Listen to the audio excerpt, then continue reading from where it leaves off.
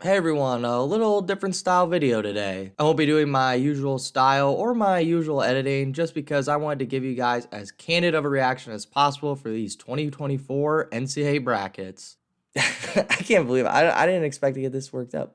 Granted, I will edit some parts out so I don't bore you guys to death, but for the most part, I try to keep my major points in there, so we're going to talk about every single bracket still. Don't worry. Before we do get started though, my documentary detailing the Ohio State versus Penn State rivalry during the 2018 season is dropping this Monday, so be sure to check out that trailer before it drops at 3 p.m. this Monday. Also, if you end up enjoying these live action style videos where I react slash comment on, I don't know, a wrestling match or brackets or something like that, please let me know in the comment section below along with hitting that like button, obviously. I'm always down to try something new, and if you guys like it, I'll love to keep doing it. Now, real life Tanner, take it away.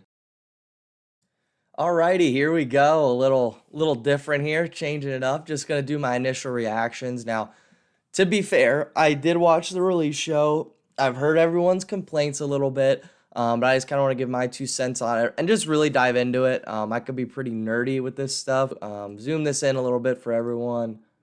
It should be all right. So yeah, let's start with 125 here and just sort of go through it all. Obviously, Braden Davis at the 1, Luke Stanch as the 2. And to be honest, for how crazy this weight has been, I really, to an extent, agree with it. The only things really sticking out is, once again, the Big Ten got a little messed up for beating each other and kind of having a little bit tougher schedule than others. But one thing I will say about the NCAA seeding is at least they, in a way, stick to their guns at points. If you're going to use an algorithm, if you're going to use a matrix along those lines, then stick with it, is kind of how I look at it. So they rewarded conference champions. They rewarded people with strong schedules. They've sort of rewarded people with weaker schedules, but if they did good at their conference, they stuck to their guns. Jory Volk at the 5, maybe a little high, but he won his conference, beat some really good dudes. He beat the 6 in the finals, and Troy Spalley probably would have been pretty high. He probably couldn't have jumped Ayala. So that's just kind of how it is. Now, we're going to be wrestle statting a lot, everybody. So, or after Camacho stopped wrestling, because I know they wrestled NC State. Yeah, so he beat Camacho. Like, it, when you really look at the seeds, you kind of see where they were thinking. At least here, for example, Brandon Davis, Luke Stanich, both conference champs. Normally, they're going to give that to the Big Ten champ unless there's a head-to-head, so don't mind that. On that note, go Lehigh. Take home that team trophy. Let's go. Ayala at the 3. Yeah, lost to DiAgostino, but wrestled back and has a lot of really, really good wins. Did he beat Ramos for that third-place match? Oh, yeah. So he beat Ramos for 3rd and 4th. They split their year, has the most common opponent win. So Ramos goes here at the 4. Steve-O pulling a no is certain. Do I think they should have been punished as hard as they did? Not really. This match is crazy right here. Like, well, first off, this one was a Big 12 final last year. This one right here is a battle of 2 All-Americans going at it round 1. And if Noto wins, he could potentially get either the Big 12 champion or one of his losses, one of his 2 losses from the year. So that's nutty. Really, really nutty. When I was kind of doing little picks, I think this little section of the bracket from the 3 to 6, to me, it looks like it could totally fall apart. Like, I think Strickenberger is going to beat Provo.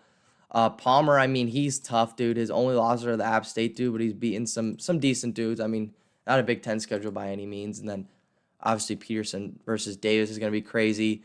Terrakina lost to McKee before, but McKee also comes out kind of slow at the national tournament. So we'll see. We'll see. And by the way, I will make a detailed video on my picks, probably coming out next week. So stay tuned for that. Also, if you haven't checked out my documentary trailer, go ahead and do that. Now we're gonna get to 133, where there's just one thing I really have to talk about. And it's this guy, Vito Ruja at the 6. I don't really get it. Maybe it's because he had a limited schedule. The Matrix probably spit him out there, so they went with it. But he's a returning national champ, and I get you can't take that into consideration, but his only 2 losses are to Ryan Crookham, who is the 2 seed, and who I think should be the 1 seed. I think Ryan Crookham should be the 1 seed. So, I mean, I think this is just such an easy fix because Shaver at the 4, I get it. They don't want to put him above Ragusin, even though Ragusin, I just hit the mic. Sorry about that. even though Ragusin has more win. I have to double check that. Let me double check that. Ragusin has beat Shawver more than Shawver has beat him. And I get it. Shawver just teched him in the Big Ten finals. I understand that. But Ragusin beat Shawver 8-5. And then, hold on. It'll be a lot easier if I just do Shawver. God, all these ads, man. Yeah, so he lost to Ragusin at Midlands. Lost to Ragusin in the duel. And then obviously got smashed by him. So, I mean, that doesn't really go into consideration. But I get that part. But all you had to do was put Vito at the 4. Or heck, I don't even think people would have been mad if he was the 3. Put Arini 4, Shawver 5, Ragusin 6. I think that's a realistic possibility. Again, they're sticking to their guns. I get it. We're warring the ACC champ. We're warring the Big Ten champ. But come on, man. Come on. At least put, if you don't want to put Vito at the 3, I think you could have put Vito at the 5 and then just move Ragusin down to the 6 or something like that. Or put him at the 4, Shawver 5. Yeah, it's just a mess. I think there's a lot of interesting matches here. I mean, there's returning All-Americans again at the 10, 12. Frost is real interesting to me. There's just a lot. I think Buzakis here at the 16th, a little dangerous. I don't think he's going to be able to do what he does to a lot of people to fix. But we'll see. I mean, who would have thought they would have wrestled in college? I don't even know how old Buzakis was when Fix was coming on the scene, but probably young. All right, moving on to 141 after that. So obviously, you could see why I didn't really agree with 33 all that much. Got me going. I don't know. I kind of like the seed. Again, it kind of proves my point. I mean, Woods took 3rd at Big Tens, is a returning NCAA finalist. Why isn't the ACC champ above him? What was it? Like, and he's lost to guys like Cole Matthews, who I know he's avenged, and he's lost to the number 1 seed, just like Real Woods. So if anything, I think Real Woods should be the 4 and Jack the 3. But now I'm just kind of going, I don't know. Climbing I'm playing potato. I don't know what I'm saying. Who were his losses? I know Mendez. Was it Mendez twice? Cole Matthews once? Yep. Nailed it. Yeah, but again, I think these are fine, 3 and 4. I just think it could have been reversed too. By the way, I am pretty sure Real Woods, that 2021 year where Real Woods wasn't all there, I'm pretty sure Clay Carlson's the dude who beat him to All-American. You know, let's find out. 2021. Yep. Oh, man. Can we have upset first round? I really agree with this. This is interesting to me down here. I think this match is going to be boring as nails. But if Cole Matthews comes away with the win, I mean, he was beating Bo Bartlett last year to the last seconds. Echemendia at the 5 is interesting. Besides CKLV, man, he's been pretty on fire. Don't sleep on Wyatt Henson. I don't know if he's going to beat Echemendia. Just because they're both very similar styles. They just go at you, man. They just go at you. Who are Henson's losses? He's the 12 seed, so they must not have been too bad. Normally, Henson was here last year with Oklahoma, I believe. So he got pinned by Codorant. Oof. And then, that's not a bad lot. Oliveri from Rutgers, who's redshirting this year. Not bad. Where's Codorant? He's got to be... All right, so Jameson's 10, Codorant's 11. Okay, yeah, so that makes sense. Cornella really got beat up in the seeds. 24. Him and Brock Hardy first round. It's a little nutty, but should be fun. All right, moving on. Ridge Levitt, the 1. Oh, boy, man. I think that's smart. It's just interesting that they made Parco the 2. Well, actually, let's look at this, to be honest. So Parco has a win over Levitt, but Parco has also lost some matches I'll tell you right now. Oh, man, look, it's loading. This is why I wanted to do a live stream, everybody, but I don't trust my cable provider. Shout out Spectrum. Don't trust them with doing that. He took a medical forfeit loss to Cannon Webster, and then also, that's right, he lost to Ty Whalen. It's going to be tough.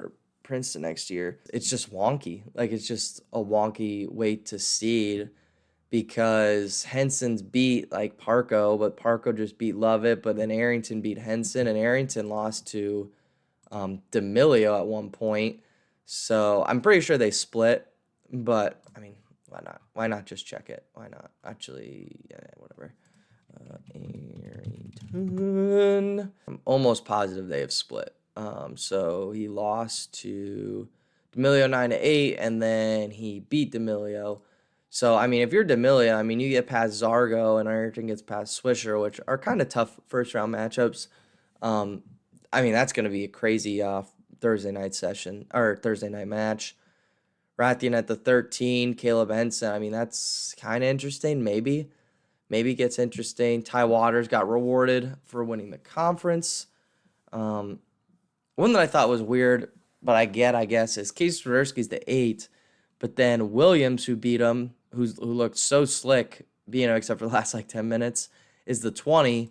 I get it. I don't know. Took some young losses, but yeah, I want to argue this one a little bit, but I mean, I get it. It's a wonky weight. I guess the only one I disagree with is Fernandez at the 9. I know I said he's a sleeper pick, but he has some pretty gnarly losses this year, and is literally only the 9 because he's the EIWA champ, where he beats a 6 seed at EIWAs, who is now the, I don't even know. Caleb Tias is kind of tough too, so we'll see on that one. I don't know. I think this is a weak quad, and Swiderski's going to walk his way to Lovett, which hopefully is an interesting match. Could be wrong. I mean, could get upset. But I don't know. Fernandez is looking good. It's just weird that he's the 9. Like, did he beat Lamer? Like, normally their hands are tied in the Matrix. Like, I'm not saying Lamer deserves to be the 9 either, but I'm saying, did he beat Lamer? Oh, my God, there's so many Lamers at Cal Poly. I doubt it. No, like, what? Just rewarded for being conference champ, but SoCon doesn't get rewarded that much for being a conference champ. Like, who won the 149? That was, I don't even know. It wasn't Boyd, so it was whoever else the SoCon. It was Bond. Bond won his conference. He's the 18th seed. In my honest opinion, I think Fernandez should be seated lower than that. Like, I don't know. I get it and I don't. Cornell. Yeah, see, they have not wrestled either. I don't know. Who has Bond lost to, though? I mean, lost to Henson, got pinned. Oof. Graham Rooks, who is somewhere, I think, in here. Yeah, the 17 seed. I don't know. I guess, ugh. Get me out of here before I go crazy. 157. Here we go. A weight I can get my head wrapped around, I think. I mean, obviously, Shapiro had an interesting CKLV, but he's been pretty fire since then. Beat a lot of dudes. This weight's just got a lot of All-American power just sitting out, right? Like, I mean, let's think here. All right, so returning finalist is at the 1. Returning finalist at the 1. Didn't wrestle last year, but is a multiple-time All-American at the 2. 3's a true freshman. 4 All-American last year. 5's a freshman. 6th in All-American last year, but I believe was a 6th seed last year too. Never All-American at the 7. 8, oh my God. Yeah, and then here we go. 8 was a high All-American, number 1 for most of the season. 9, not predicted All-American, is a multiple-time All-American. 10, All-American last year, I believe third or fourth. At the 10, not predicted All-American. 11 has All-American before. Again, not predicted All-American. 13, All-American before 149. 12, All-American before. 13. Oh, we already did 13. 14, true freshman, but very, very tough. Honestly, really hope it's Shapiro versus Chittum, because that match will be, I mean, nuts. Absolutely crazy. Another thing, they said they're going to punish these people, and I get Blockus has beat, like, a lot of really good wrestlers in the Big Ten. A lot of really good wrestlers. But DJ McGee has beat Blockus, and Blockus might go forfeit out. So if you're going to punish him, put him behind DJ McGee. I mean, I might be crazy in saying that, but I don't know. Like, that's just kind of my realm of thinking. And I get that loss was early, and he's only lost 3 other times, one of which those was a medical forfeit. So I guess I'm glad they're using some common sense. But the 22 seed has beat our 13 seed. And in my eyes, those seeds aren't that far apart from each other. Are not that far apart from each other. Whatever. All because DJ didn't win his conference. I mean, if DJ would have won the conference, would he have been the 7? And that's another thing. Keller has beat Ed Scott. So why Keller at the 7?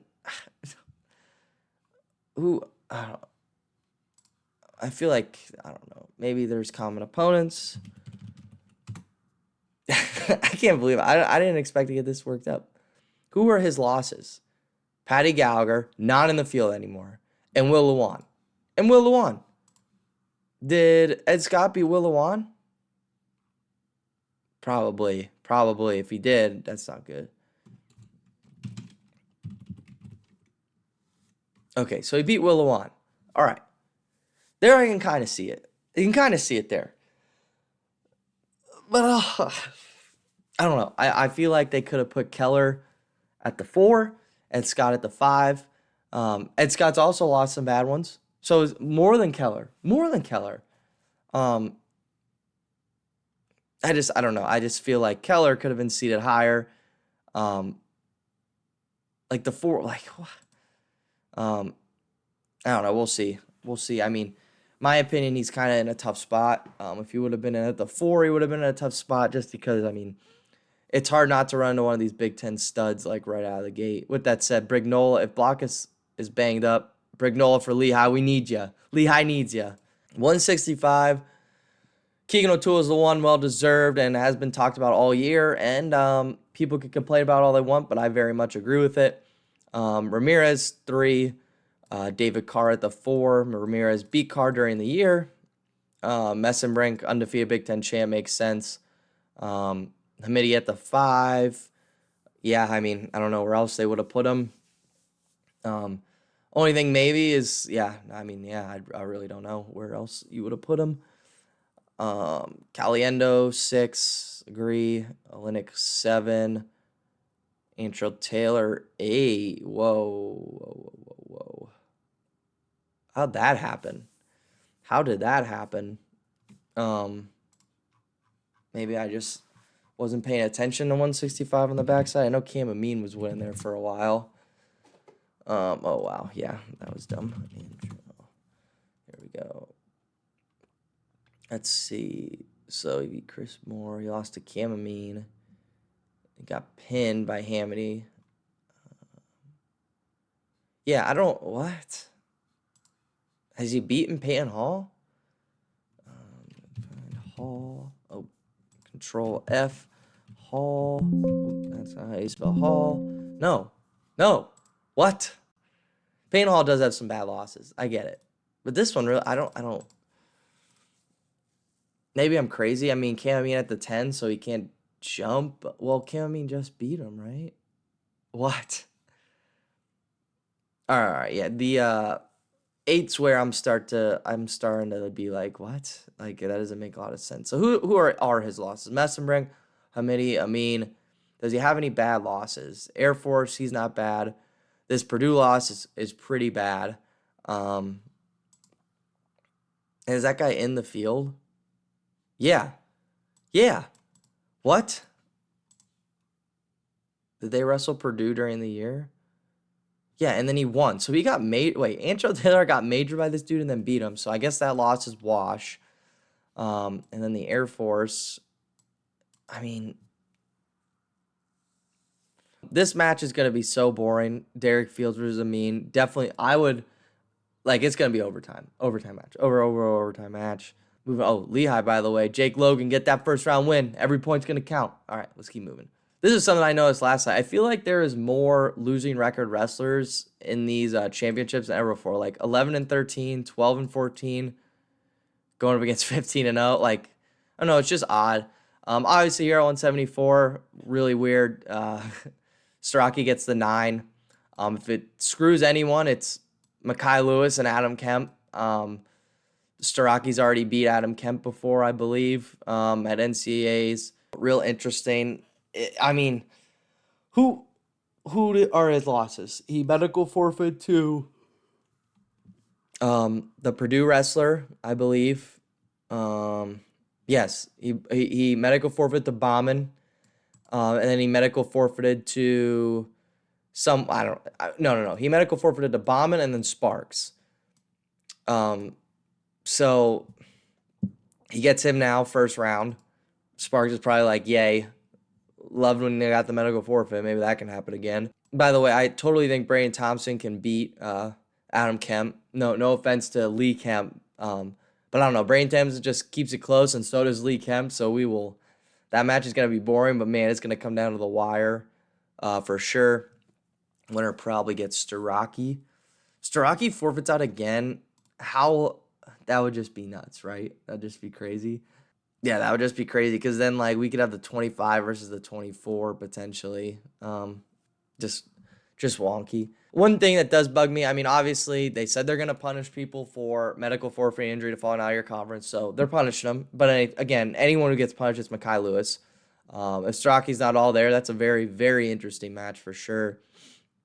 I mean, it's just weird. There's one national title, there's a total of 5 national titles on the top side, and the bottom there is one All-American slot at the 22 seed who's having a very rough season at 12 and 16 and Peyton Maka. But anywho, one thing that does bother me though, obviously there's a Starocki thing, but Conigliaro at the 5. Conigliaro at the 5? What are we doing? Like, I understand maybe Rocco Welsh doesn't deserve the 5, but if we're gonna reward people for winning their conference, reward Wolak. Put Welsh 5, Wolak 6.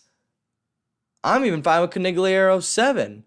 But this dude, the 26th seed, Benny Baker, beat Conigliaro at EIWAs. Conigliaro is not a conference champ, and he is the 5. Yet,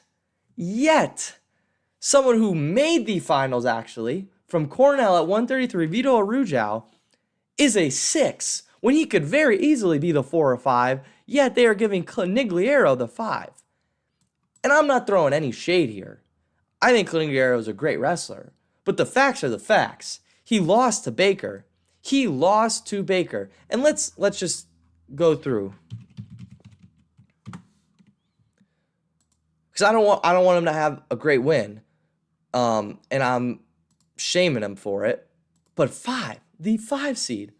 Is it winning percentage? I'm pretty sure Vito has one less loss than him. And Vito's losses, are not to the 26th seed, who is 14 and 12. His losses are to the number 2 seed, who is undefeated on the year and is probably a pick to win the national title. So he has lost to Benny Baker twice. He took 4th. I thought he took 3rd. He has lost to Benny Baker twice in the quarters of EIWs and for 3rd. And then he has lost to Edmund Ruth, who I know you can't look too deep into that, but Rocco Welsh lost to him in overtime, has battled him tough in overtime. So now I'm even more shocked that Rocco Welsh is not the 5. Who has he beat? All right, Ishins, that's an all right win. All right. Yeah, I don't...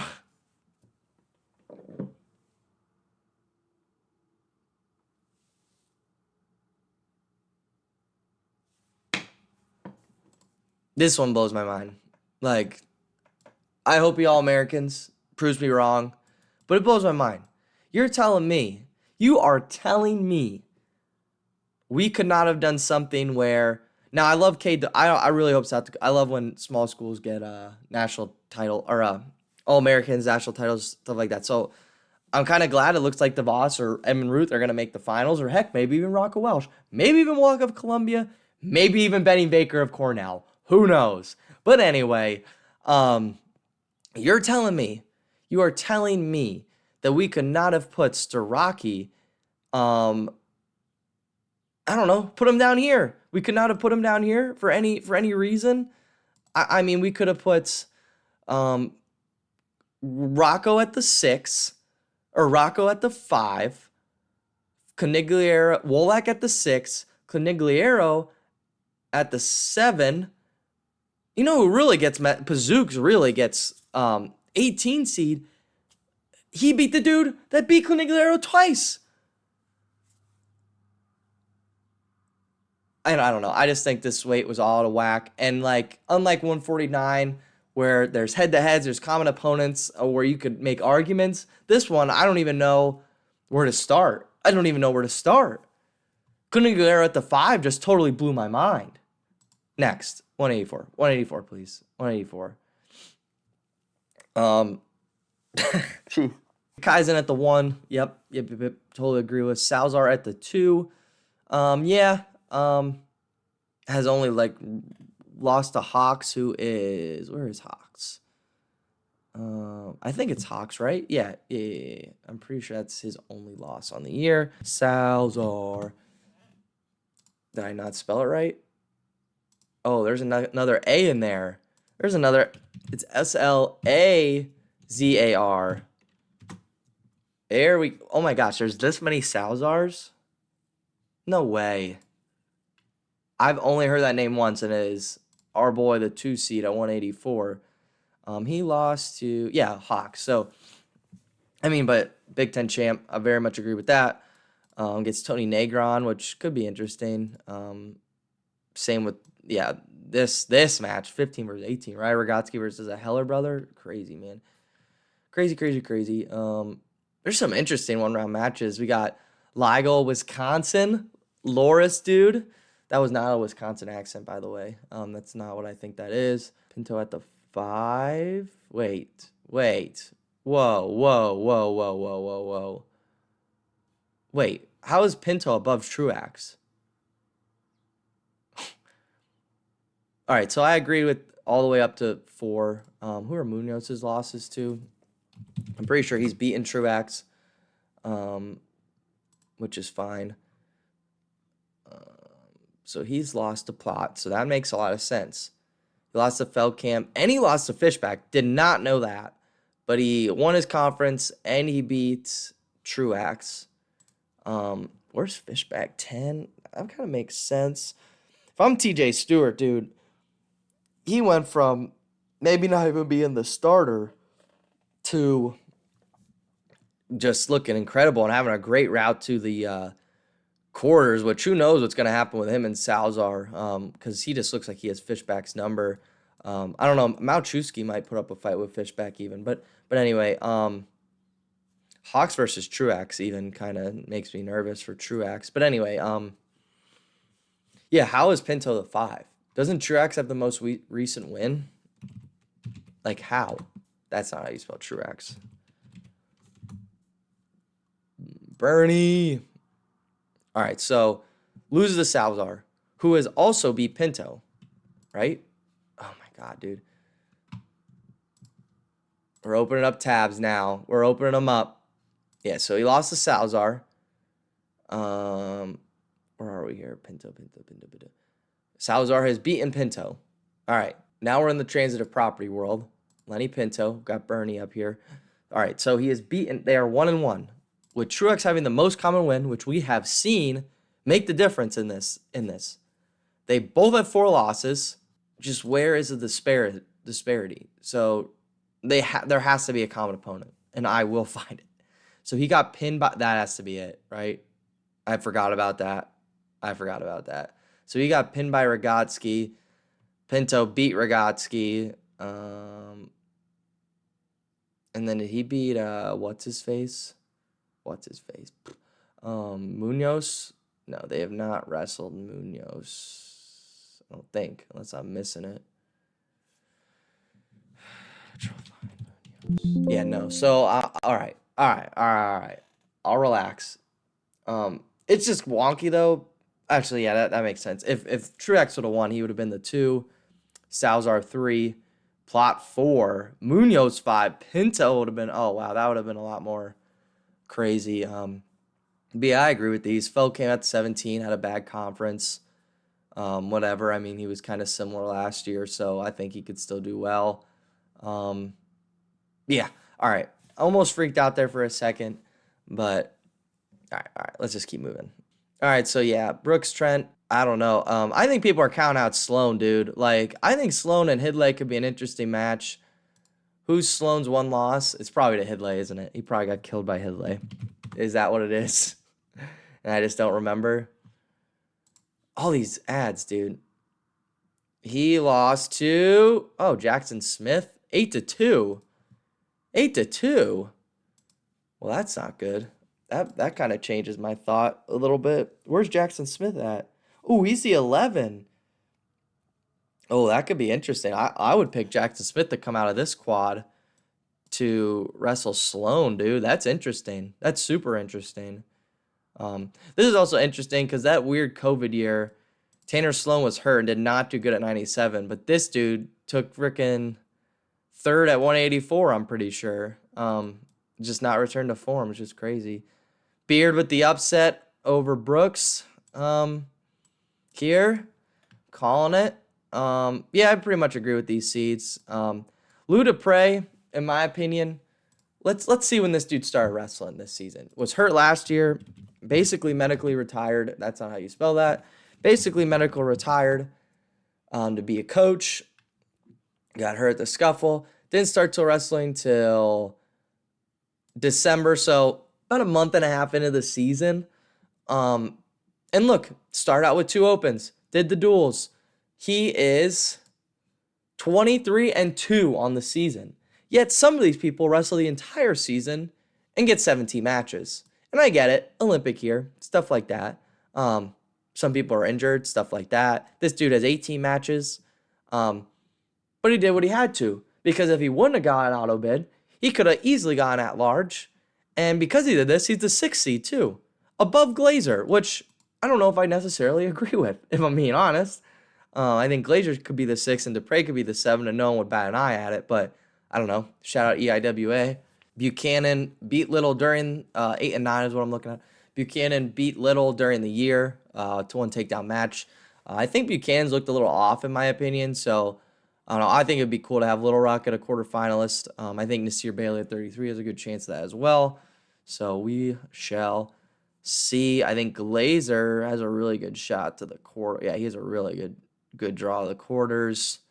All right, let's do heavyweight. Really agree with those seeds for the most part. I could sort of see Beard being the 3, if I would argue anything, but I don't know. So close. I mean, actually,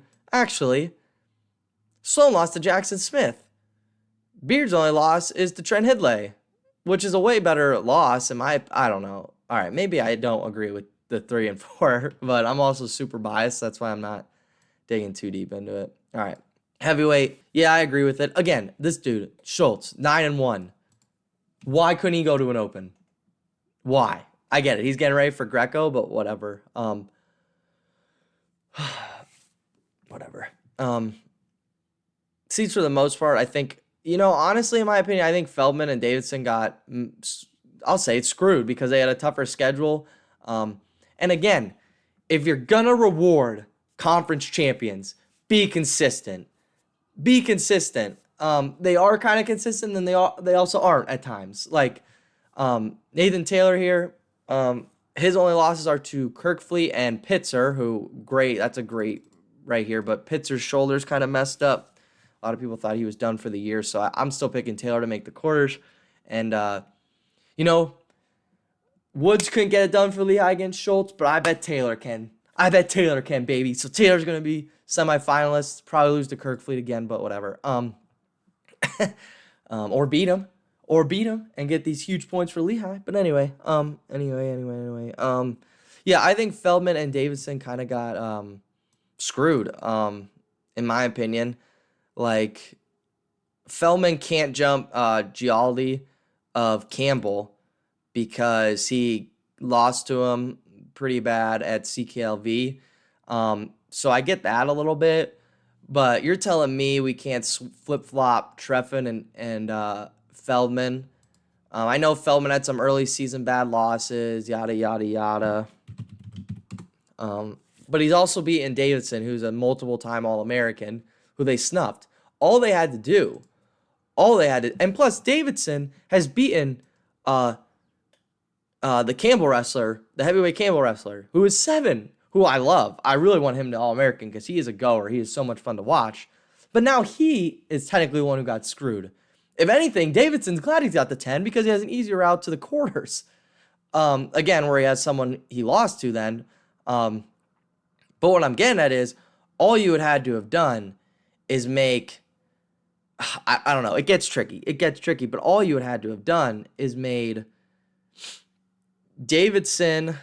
Wait, who's 6? Who is 6? Zach Elam.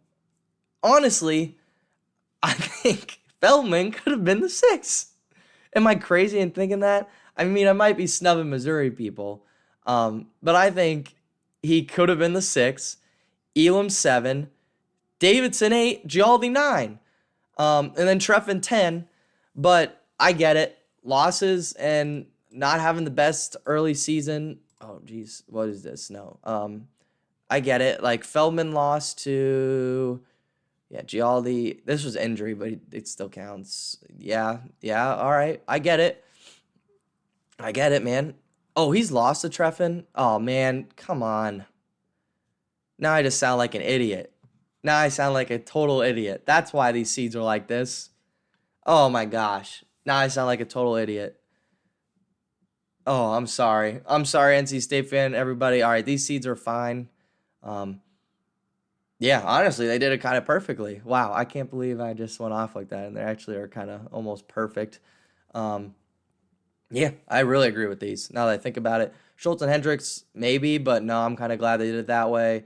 Taylor, yeah, he's only really lost to Kirkfleet and has one bad loss, which is fine, I guess. I mean, Treffin has more than that. Zach Elam has shown he's kind of above everyone, except he just can't beat Bastida. Bastida kills him. Then the 7 is, and he's beat Feldman. Unfortunately lost to Davidson, but Davidson's lost to Feldman, so it just gets in the weeds there, and he's a conference champ, so they're sticking their guns there. Conference champs beat Feldman. Feldman's under him. He's the 10. Should I get to the 11 to see if it gets me angry? Heinzelman, I mean, not really. I mean, dang it, they kind of did this one perfect. So, but yeah, everybody, that's it. If you want to know what my picks are, look out for that video coming out next week. This was kind of fun. Gonna edit it all together, not do anything too serious. But if you guys enjoyed this style of video, let me know. Obviously in the comment section below. If you like this kind of video, like it. Subscribe for more. Hit that bell, yada yada. But anyway, yeah, if you like this style of video, let me know. Maybe we can watch some matches. Maybe I'll try to do the live streaming thing, see how that goes again. But yeah, with all that said, I hope you all have a great day. Enjoy the NCAA tournament if I don't see you. And take care, everybody.